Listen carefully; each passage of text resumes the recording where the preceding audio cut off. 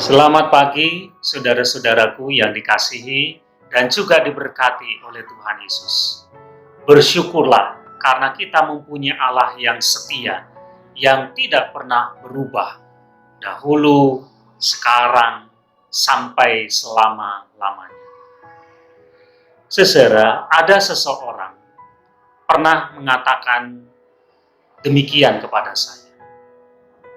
Dia punya seorang anak kecil yang sulit sekali untuk makan sayur. Anaknya tidak suka makan sayuran. Padahal sayuran itu membantu kesehatan tubuh anak ini. Tapi saudara, dia tidak putus asa dengan keadaan ini. Dia kemudian mengolah sayuran itu dengan menambahkan bumbu, dengan menambahkan bahan lain. Dia mengolah, dia meraciknya, membuat sayuran itu dalam bentuk yang lain, dibuat bentuk yang menarik, sehingga dengan apa yang ia lakukan, maka anaknya perlahan-lahan mulai suka dengan sayuran. Saudara, kita bisa belajar dari ini. Dalam hidup kita tentu ada hal-hal yang kita tidak suka. Masalah, pergumulan, penderitaan, sakit, penyakit, kita tidak suka. Tapi kita tidak bisa menolaknya, karena setiap orang mesti akan mengalami itu. Nah, yang bisa kita lakukan adalah kita mengolahnya, kita meraciknya, kita menambahkan bumbu. Bumbunya adalah iman, pengharapan, kasih. Maka dengan itu saudara, kita akan bisa menjalani kehidupan kita. Kita akan bisa menikmati hidup kita walaupun kita mengalami hal-hal yang kita tidak sukai terjadi dalam hidup kita.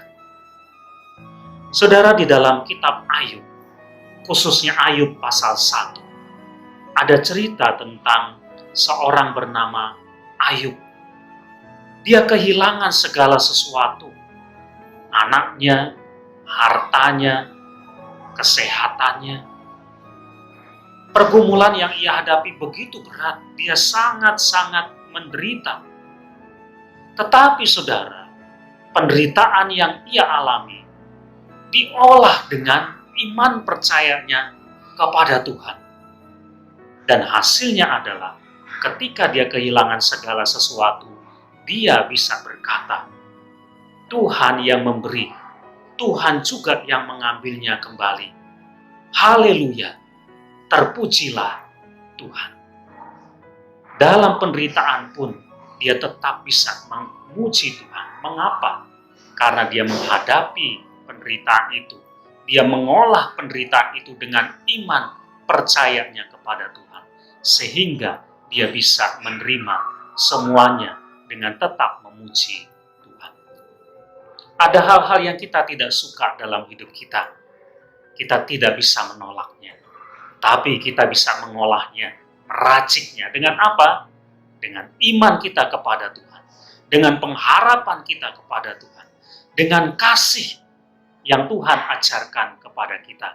Sehingga kita tetap bisa menikmati kehidupan yang Tuhan berikan pada kita. Amin.